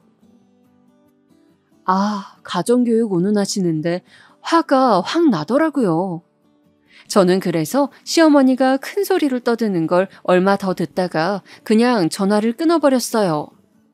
또 전화벨이 요란하게 울렸지만 또 무시를 했어요. 남편한테 이야기를 들어보니 남편한테는 시아버지가 그렇게 전화를 해서 난리를 쳤다고 하시더라고요. 저하고는 달리 남편은 이야기를 다 듣고 끝에만 저는 이제 더 그렇게 안 합니다를 반복하면서 튕겨냈대요. 하여간 남편도 고집불통이라 한번 어긋나면 끝까지 어긋나는 성격이었지요. 한동안 시부모님의 연락이 오는 걸 무시하고 살았더니 몇 달 뒤에는 좀 뜸해지더군요. 나중에 문자가 왔는데 이제는 훨씬 차분해진 톤이었어요. 이제 다 용서할 테니 연락이라도 한번 다오. 내가 자식들을 못 보고 살아야겠니? 용서는 무슨 용서? 여전히 똑같으시다는 게 느껴져서 저는 좀 웃어버렸지요. 어처구니 없는데 그렇다고 이대로 평생 시부모님을 안 보고 사는 것도 좀 안 될 말인 것 같더라고요. 저는 좋지만 남편은 또 무슨 죄겠어요? 평생 부모님을 못 보고 산다니요. 제가 그렇게 말했더니 남편도 고민스러운 얼굴이었어요. 나도 안 뵙는 게 속이 편하긴 한데 그래도 사람 도리가 있는데 그렇지? 그러게 말이야. 벌써 안 뵌 지가 반년이 넘었더라고요. 괜찮을까 모르겠어. 지금쯤이면 우리가 얼마나 속상했는지 좀 아셨으려나? 내 생각엔 모르실 것 같긴 하지만. 저와 남편은 한숨을 쉬었어요. 다른 것도 아니고 너무 차별만 하지 말아달라는 것인데 시부모님이 저렇게 꽉 막히셨으니 도무지 어쩔 도리가 없더군요. 그렇게 시부모님을 다시 찾아뵈어야 하나 결정을 하지 못한 채로 몇 달이 또 지나버렸어요. 거의 1년이 되어가던 중에 남편이 문자를 하나 받았어요. 전화 좀 다오. 너희 어머니 건강이 안 좋단다. 시아버지의 문자였죠. 남편이 놀라서 전화를 했더니 시아버지가 그러셨대요. 너희 어머니 병원에 갔더니 심장질환이 있다고 한다. 척추 쪽도 안 좋다고 하고 지금 숨을 쉬기 힘든 상태야. 너희가 좀 간병을 해줘야겠다. 아니, 숨을 쉬기가 힘든 상태라고요? 그래, 그렇게 심한 것은 아니지만 간헐적으로 호흡곤란이 오고 있단다. 난 그래도 지금도 일을 나가야 하니까 평소에 붙어 있을 수가 없어. 일을 나가신다고요? 아버지가요? 그래, 그렇게 되었다. 아니, 무슨 일을요? 왜 나가세요? 그냥 소일거리 하면서 사시면 될 텐데. 그냥 심심해서 나가고 있다. 자세한 건 묻지 마라. 남편은 말문이 막혀서 생각해보겠다고 말하고서 전화를 끊었다고 하더군요. 남편이 집에 돌아와서 이런저런 이야기들을 해주는데 저도 머릿속이 복잡해졌어요. 남편이 부탁하듯이 저한테 말했고 저도 망설이다가 그냥 고개를 끄덕였어요. 사실 편찮으신 양반을 그냥 두고 간병 안 한 채로 있다고 해도 몸은 편해도 마음이 불편할 거였거든요. 그래서 저희는 그 주 주말에 시댁으로 갔어요. 몸이 많이 아프시다고 하니 몸에 좋은 것들을 좀 사가지고 먹을 것이랑 같이 가지고 갔어요. 시댁에서 어머님은 침대에 누워 계셨고 시아버지는 일을 나간다면서 곧 나가버리셨어요. 어머님, 일어나서 식사 좀 하세요. 몸이 튼튼해야 병도 이겨내죠. 그래요, 어머니. 일어나세요. 됐다. 지금 와서 너희가 무슨 선심 쓰듯 간병을 하겠다고 온 게냐? 너희가 그딴 식으로 나가버리고 나서 내 전화까지 무시해서 내가 화병이 도졌다. 이게 다 너희 때문이야. 시어머니는 저희한테 날카롭게 말씀을 하셨어요. 몸이 안 좋으시니까 저렇게 날카로워지실 수도 있죠. 저희는 이해하기로 하고 그냥 별말은 안 했어요. 시어머니도 말씀하시다가 호흡이 곤란해지니까 더 이상은 말을 못 이으셨고요. 저희는 말없이 그 사이 엉망이 된 시댁을 치우고 음식을 해서 놓았어요. 시어머니는 숨을 몰아쉬면서 저희를 노려보다가 저한테 그러시더군요. 너 둘째, 오늘부터 매일 와라. 와서 청소하고 식사 준비해. 제가요? 또 정이 뚝 떨어지려고 하더라고요. 몸이 아프니 염치도 그만큼 사라졌는지 시어머니는 이제 거리낄 것 없다는 듯한 태도셨어요. 그래, 이게 전부 너희 탓이니 당연히 너희가 책임져야지. 애비는 매일 나가서 일을 해야 하니 할 수 없지만 넌 집에서 놀면 뭐하냐? 와서 일해라. 저희 애들은 어쩌고요, 어머님. 저희 집 살림도 있는데. 너희 애들 이미 다 컸는데 핑계대지 마라. 내가 네 나이 때는 시댁하고 내 살림 동시에 했어. 진짜 그때는 어이가 없더라고요. 아픈 분이니까 더 이상 말은 하지 말자 싶어서 애써 참고 문을 닫고 나왔는데 남편도 그 말을 다 들었는지 우라통이 터지는 얼굴로 거실에 앉아 있었어요. 남편은 대충 집안을 치우고서 곧장 다시 저를 데리고 집으로 돌아갔지요. 돌아가는 차 안에서 남편은 이상하다는 듯이 고개를 저었어요. 집이 너무 정리가 안 되어 있던데 꼭 돌보는 사람 없는 것 같이 말이야. 우리 아버지 성격 때문에라도 그냥 두지는 않으셨을 텐데. 혹시 여보, 아주버님네가 또 돈 요구한 거 아니야? 설마. 남편은 아무리 그래도 그럴 리가 있겠느냐는 듯한 얼굴이 되었어요. 하지만 저는 어쩐지 그게 맞는 것 같았지요. 생각해봐. 지난번에 2억 가져갔잖아. 그게 반년도 더 된 일이야. 그럼 또 돈 요구할 때가 되었긴 되었단 말이야. 그거랑 아버지랑 무슨 상관인데. 이제 생활비로 쓰시던 목돈까지 다 주셔서 더 생활비로 쓸 돈도 없으신 거 아니야? 그러니까 일 나가시는 거고. 그럴지도 모르겠다. 저희는 대충 상황은 짐작이 갔지만 그래도 남편의 부모님이신지라 간병을 그만두겠다는 말을 할 수가 없겠더라고요. 하지만 이것이 저희의 마지막 인내심이었어요.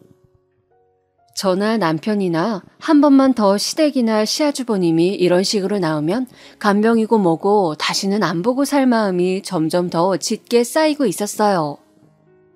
그리고 저희는 계속해서 시댁으로 시어머니 간병을 다녔지요. 그렇다고 해서 아무 일 없었던 것처럼 그 이전처럼 똑같이 순종적으로 굴지는 않았어요. 시어머니가 요구하는 것들의 절반 정도는 안 해드렸던 것 같아요. 그럴 때마다 시어머니는 거의 발작적으로 화를 냈지만 제가 신경 쓰지 않으니 뭐 하실 수 있는 게 당연히 없었죠. 그래도 여전히 시어머니는 저와 남편이 간병을 다녔기에 저희가 시부모님 말을 듣는 거라고 생각하셨던 것 같아요. 물론 그 와중에 시아주버님이나 형님은 단 한 번도 다녀가지 않으셨어요. 저는 사실 기대도 없었기 때문에 놀라지는 않았어요. 그런 사람들이 설마 병난 시어머니를 모실 리가 없었던 거였죠. 그런데 그러던 어느 날 시댁에서 시어머니 시중을 들고 있는데 벨이 울려서 나가보니 시아주버님과 형님이 서 있었어요. 두 사람 손에 과일 바구니가 들려있는 것을 보고 저는 이 사람들의 뜻을 눈치챘지요. 또 돈 모자라서 달라고 왔구나 하고요. 그때는 시아버지도 집에 계시는 저녁 시간이어서 시아주버님과 형님이 온 것을 보자 굳은 얼굴을 하고 나오셨어요.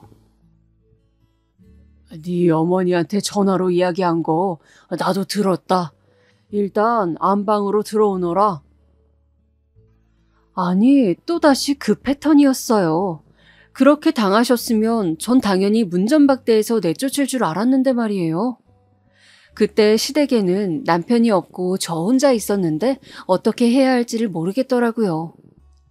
시아주버님과 형님은 저한테 인사를 하는 둥 마는 둥 하면서 들어가 버렸어요. 아, 형님이 지나치면서 한마디 비웃듯이 하기는 했네요. 고생하네 동서. 효심이 지극해서 동네 사람들이 칭찬하겠어 아주. 네, 그동안 한 번도 안 오시더니 오늘 오셨네요. 내가 그동안은 바빴어서 말이야. 사업하는 사람이라는 게 그렇거든. 형님은 피식 웃으면서 시아주버님을 따라서 들어갔어요. 안방에는 시어머니가 누워서 쉬고 있었으니 또다시 저를 제외한 그 네 사람이 모여서 쑥덕거리고 있는 거였지요.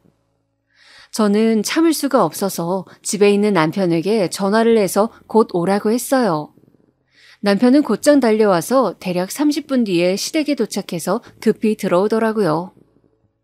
제가 턱으로 안방을 가리키자 현관에 있는 신발 숫자와 맞춰본 남편은 얼굴이 일그러졌어요. 사실 남편 입장에서도 얼마나 화가 나겠어요. 마누라 입장 생각해서 열심히 비위 맞춰서 어머니 간병까지 책임지고 있는데 이제 정말 마지막 남은 집까지 털어서 형한테 죄다 주려고 하니 말이에요. 바로 그때 안방문이 열리고 시부모님과 시아주버님 내외가 나왔어요. 시아주버님 내는 허리를 굽실굽실하면서 연신 인사를 하더라고요. 내가 정말 가진 거 다 털어서 널 주는 거다. 우리 사는 집까지 말이야. 그때 형님이 비웃음을 걸친 채로 저를 쳐다보더라고요. 하지만 아버님, 걱정 안 하셔도 되잖아요. 효심 깊은 둘째 아들하고 며느리가 있으신데 말이에요. 너무 어처구니가 없어서 순간 말이 안 나오더라고요. 시아주버님과 형님은 저희 눈치를 쓱 보더니 저희 얼굴이 울그락불그락하니 재빨리 인사하고서 도망가듯이 나가버렸어요. 그러더니 시어머니가 갑자기 저희를 안방으로 들어오라고 하시더군요. 시아버지는 속이 답답하다면서 담배라도 피겠다고 나가버리셨어요. 아마도 면목 없는 자리를 피하기 위해서가 아니었을까 생각해요. 그리고 시어머니는 안방에 앉아서 저희를 바라보셨어요. 너희 우리하고 합가해야겠다. 네? 전 정말 귀를 의심했어요. 저는 그래도 시어머니가 저희한테 어떤 상황인지 설명하려 부르신 줄 알았거든요. 그런데 시어머니는 아무런 이야기 없이 저희한테 일방적으로 통보하고 있었어요. 내가 아프니 너도 간병하러 오가기 힘들지. 집을 합쳐서 사는 게 도리다. 기말할 거 없이 우리가 너희 집으로 들어가서 살 거다. 당장 한 달 안에 옮길 거니까 그렇게 알고 안방 비워둬라. 어머님! 순간 기가 막히고 코가 막히더라고요. 그리고 순식간에 상황 파악이 되었어요. 시아주버님은 또 사업이 어쩌니 저쩌니 하면서 돈을 달라고 한 거였겠죠. 이미 이 아파트를 담보로 해서 내준 돈도 다 날려먹고 말이에요. 그런데 더는 그냥 줄 돈이 없으니 아파트를 팔아서 시아주버님에게 주고 부모님 두 분은 저희 집으로 들어오겠다 이 말이었어요. 저는 너무 기가 막혀서 코웃음이 나오더군요. 어머님, 시아주버님이 또 돈 가져가신대요? 또 달라고 하시던가요? 제가 처음으로 시아주버님 돈에 대해서 말한 거였죠. 시어머니는 그 말을 듣고 안색이 시뻘겋게 변하더니 꽥 소리를 지르셨어요. 그래, 장남이 집안 일으키려고 사업한다는데 부모된 사람이 그 정도도 못 해주겠니? 며느리인 너는 그런 문제에 입대는 게 아니다. 어디서 버릇없이? 아니, 이제는 재산 나눠주시는 거에 대해 뭐라고 할 때가 아니네요. 이제 다 날려먹고 저희 집에 들어와서 사시겠다고요? 들어와서 그 다음은 뭔데요? 우리 집 담보로 잡혀서라도 시아주버님네 주자고 하시게요? 이 버릇없는 것이? 그래, 네 남편이 동생이니까 형 하는 일에 돈 좀 대주는 것이 도리다. 여태까지 도리도 안 하는 걸 모른 척 해줬더니 이젠 이런 소리를 해? 나 참, 그래서 합가해서 우리 집 안방에 들어 누우시겠다고요? 그래, 이미 결정된 일이니까 쓸데없는 소리 하지 말고 집 치워둬라. 당장 한 달 안에 집 비우고 너희 집으로 들어갈 거니까. 우리 사는 동안 너희 애들 조용히 시켜. 어차피 애들 성인 되면 다 독립시킬 거 아니냐? 20살 애들이 뭘 한다고 독립을 시켜요. 어차피 공부도 잘하는 애들이라 서울 안 대학 갈 거고 그러면 집에서 다녀야지. 아무튼 우리 모시고 사는 동안 불편함 없게 해라. 왜요? 월에 한 500 들고 오시게요? 뭐야? 월 500 정도 주시지 않는 이상은 저 못 모신다는 말이에요. 500도 진짜 너무 허란 값이네. 그래도 그게 최대한일 것 같으니 이 정도로 해드릴게요. 그 말을 들은 시어머니는 몸을 부들부들 떨면서 저를 노려보았어요. 하지만 저는 그게 제 진심이었고 사실 월 500 준다고 해도 저 시부모님과는 같이 못 사는 게 맞았으니 물러서지 않고 노려보았죠. 시어머니는 갑자기 눈을 피하더니 울먹이기 시작했어요. 서럽구나 서러워. 세상에 나이 먹어서 몸 아픈 것도 서러운데 이제 자식 며느리가 박대까지 하다니. 돈 없으니 부모 대접도 못 받는 게 이게 정말 맞는 거냐? 너희가 어쩌면 이렇게 매정하게 부모를 내칠 수가 있니? 시어머니가 서럽게 우는데 정말 너무 가증스럽고 너무 어처구니가 없더라고요. 아니, 그 오랜 시간 저희가 그렇게 애써서 노력한 것은 싹 다 무시를 해놓고서 저희한테 얹혀가려고 합가를 하려고 하다니 그거 거절했다고 완전히 개망나니 자식 취급이라뇨. 남편 역시 정말 말로 할 수 없는 얼굴을 한 채로 시어머니를 보고 있더라고요. 사실 남편의 심정이 가장 복잡했겠죠. 잘하면서도 계속 차별을 받아온 당사자이기도 하고 그럼에도 계속 부모님께 사람된 도리는 하고 살려고 노력했던 사람이기도 했으니까요. 저는 남편이 너무 안쓰러워서 가슴이 아팠어요. 시어머니는 저보다는 그래도 남편한테 기댈 수 있다고 생각했는지 남편을 보면서 울더군요. 얘 둘째야, 내가 널 어떻게 키웠는지 알기는 아는 거냐? 네가 나한테 이러면 안 되는 거란다. 내가 널 어떻게 키웠는데 정말 내 이 두 손으로 네 기저귀 갈고 너 밥 해먹이면서 키웠는데 이 어미가 늙었다고 이렇게. 합가 원하신다고요? 그래서? 그래, 자식이 부모를 모시고 사는 게 뭐가 문제냐? 당연히 해야 할 일 아니었니? 왜 형이 안 모시고요? 꼭 장남이 부모를 모셔야 한다는 법이 어디 있니? 요즘 세상에 그런 건 없다. 지금 너희가 가장 상황이 좋으니까 같이 살자는 것뿐이야. 남편은 그 말에 헛웃음을 흘렸어요. 그러더니 차가운 얼굴이 되어서 시어머니를 노려보더라고요. 제발 우리 가족끼리 잘 살게 저희 좀 내버려 두세요. 정말 다시는 안 뵙고 싶네요. 뭐라고?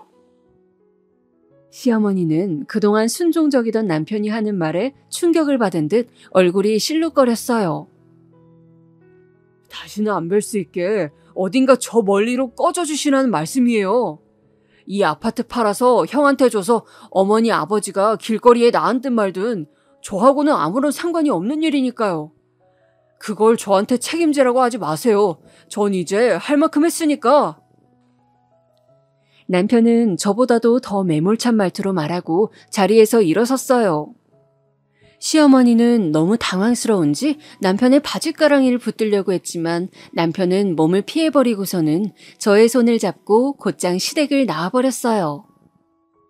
저희는 집으로 와서 한참이나 둘이 속풀이를 했어요. 술을 사다가 까고서 치킨을 배달시켜서는 둘이 그간 시부모님의 행동에 대해 미친 듯이 깠지요. 남편은 이제 완벽하게 정이 떨어져 버려서 더 이상은 부모님을 보지 않겠다고 말했어요. 저는 그렇게 도리를 챙기던 남편이 저렇게 될 때까지 얼마나 많은 고민이 있었을까 안쓰러웠지만 우리 가정을 지키려고 하는 남편의 의지가 느껴져서 더욱이나 고맙기도 했지요. 그 후로 당연히 시부모님한테서 전화가 엄청나게 왔어요. 그건 예상하고 있었기 때문에 저희는 연락처를 차단했는데 어느 날은 집 앞에까지 찾아와 계시더라고요. 저희는 얼굴을 보고도 들어오지 마시라고 들어오면 주거침입죄로 경찰을 부르겠다고 경고했고 저희의 태도가 완강한 것을 보고 시아버지와 시어머니는 충격을 다시 받고 돌아가셨어요. 그러니 당연히 갈 곳이 없어진 시부모님 역시 아파트 파는 것을 다시 한번 망설이게 되었던 거죠. 한 달 안에 아파트를 파는 것도 완전히 급급매로 내놔야 어떻게 될지 말지인데 망설이는 사이에 한 달은 훌쩍 지나가 버렸어요.